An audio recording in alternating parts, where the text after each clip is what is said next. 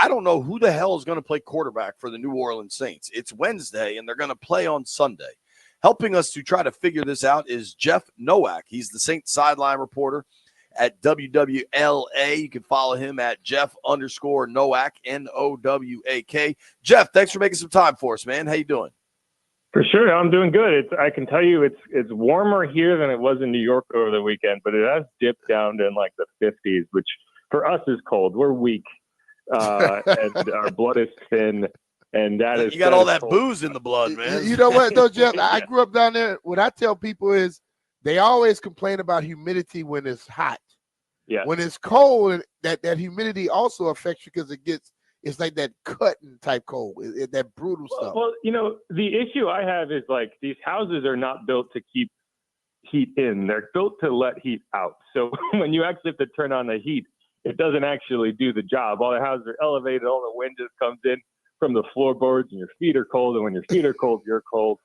But I'm not going to complain too much because I grew up in Connecticut originally. So 50 degrees in December is kind of that would be a heat wave.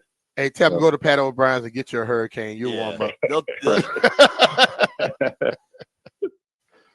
They can figure that stuff out to warm you up down there. Well, actually, per our weather insider, Jim Mullins, it's warmer right now in D.C. than it is in New Orleans. Wow. Okay. That's kind of interesting, right? Will it be like that this weekend? Should I bring the clubs or not? Yeah, it's a good question. All right, Jeff. I don't know if you have this answer, but I'm going to ask it fairly simply. Who is the Saints starting quarterback on Sunday? Right now, it's probably nobody. Just Wildcat. It's interesting because Ian Rappaport put out a tweet on Monday morning saying, "Hey, Derek Carr's dealing with a fractured left hand. He's probably done for the year." The Saints kind of pushed back on that, and I think it really comes down to Derek Carr, if he's able to play, is going to push to play. That's just the type of player he is. He's not going to say, hey, I might injure it worse, so I'm not going to go out there. It's going to be on the medical staff. And, Mickey Loomis was on WWL last night, and he said it's not really about whether he can play, it's whether he should play. So that's what they're going to have to figure out over the next few days. He's also in the concussion protocol, which I think complicates this further because they're not really going to know whether he can play. Yes, Derek Carr is. They're not really going to know whether he can play until he gets out there at practice, and they could kind of test out, like, hey, okay, can he even take a snap under center? Would you have to have him completely in the shotgun if he did play? How is that going to work? If he goes down and lands on that hand, is it going to make it worse? So these are all questions you've got to answer. But they're going to have to make a determination one way or the other on who's going to be the guy that starts if he can't go, and that's going to come down to Spencer Rattler and Jake Haener. When Derek got hurt earlier in the year, it was Spencer Rattler who got the start. Didn't play particularly well. He was in a rough situation. He had a lot of offensive linemen out. You were facing the Broncos and the Chargers in two of those games, two really good defenses. And he played like a rookie. He got sacked 14 times. In Derek Carr's 9 games, he's only been sacked 10 times. So you can kind of put some perspective on, hey, you put a rookie back there behind a kind of shoddy offensive line. It's not going to go well.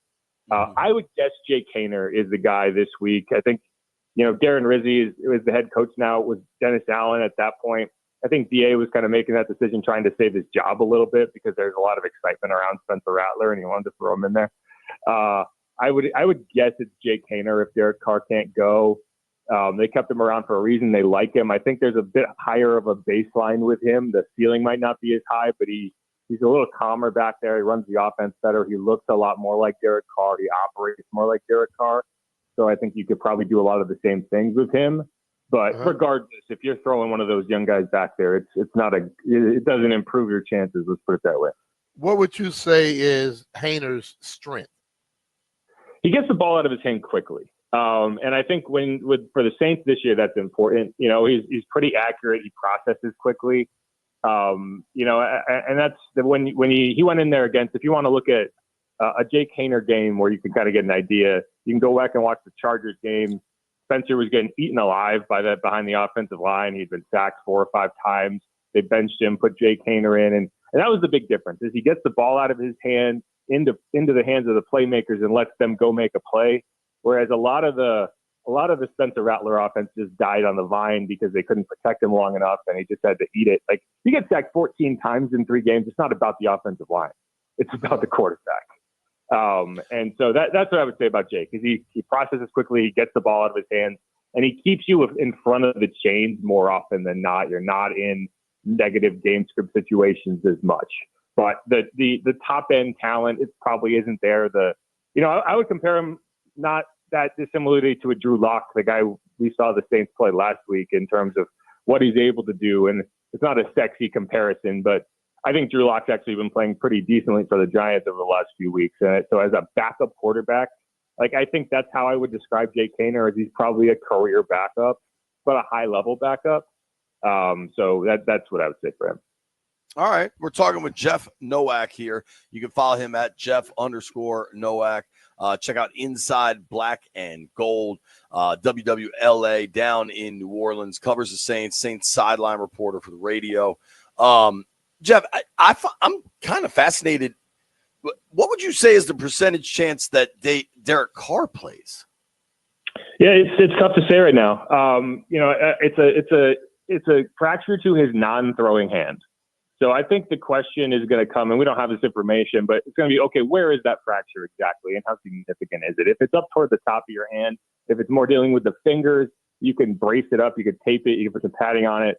I think you can go out there. I'd probably put it at 60 to 70%, and it's really a question of whether he clears the concussion protocol. If it's a fracture down toward the wrist, where you have a lot more kind of working parts, you can imagine that's a lot easier to injure. I would put it down toward 20%, but that's just not information that we have right now. And it'll be a question, and we don't know when he's going to be able to get on the field. How significant is this concussion? If he can't get out to practice at all, then it's a moot point. So I think you have to go into Wednesday saying, okay, figure out the quarterback behind him, and then maybe by Friday, if he's able to get out there, that changes. But I'd sit somewhere around 30 to 40% right now. And I'm really thinking about, okay, is it Jake or Spencer? Darren Rizzi said on Monday that they're not ruling out making it a competition and just having those guys go out there and split the reps and see who looks better, which is not really what you want to hear in week 15 of the season. Is this high school? What the hell is going on here? I think that man he's trying to figure it out. Yeah, clearly. He wasn't the head coach for the first 9 weeks, so he wasn't here during this entire evaluation process. So I think for him, it's okay, I kind of want to. They've been doing that at wide receiver. They've been kind of making it a competition because all these guys have been hurt, and so they've been turning to some young guys who have been playing better. And I think that's kind of where he's at. He wants the idea to be, okay, who's the best option and who's playing the best, because that's who we're going to pick. He doesn't want it to look like a favorites thing. He wants people to be motivated. And as an interim coach, I think that's all you can hope for, is you got someone who's out there who's motivated and people are playing motivated behind. So to that point, we'll get past the quarterback situation. What is it the Saints are doing well? Because they just won a game on the road. The Giants were god awful, but B asked you about Haener's strengths. What are just New Orleans' strengths in general? Yeah, it's tough because it kind of goes around to okay, who's healthy right now? Going into that game, I thought, hey, the offensive line is healthy for the first time since week 3. First time you had all 5 starters out there since the Eagles game in week 3. And, they didn't play particularly well. And I'd like to think that was a rust thing. You hadn't gotten those guys out there with a lot of practice reps. They should all be out there for a full week of practice reps this week. So I think that group, that offensive line group, is probably their strength when it's healthy. And so I'd like to think, again, that was kind of an aberration and there's a lot of rust involved. And if they get some continuity, they'll be able to play well. And so that's why if you're looking at a backup quarterback, okay, why can this stretch go a little better than the stretch from weeks 6 through 9 or 6 through 8 rather? It's the offensive line and a rookie left tackle who should be, at this point in the season, you're not really a rookie anymore. You're kind of, you're just a guy. Trevor Penning at right tackle, who has played pretty well, granted the expectations for him coming into the season. Eric McCoy is one of the better centers in the NFL. Cesar Ruiz is a quality starting right guard, and Lucas Patrick's a quality starting left guard. So that's when they're playing well, they're blocking up in the run game, and they're getting Alvin Kamara the ball out on the edges, and they're allowing him to go.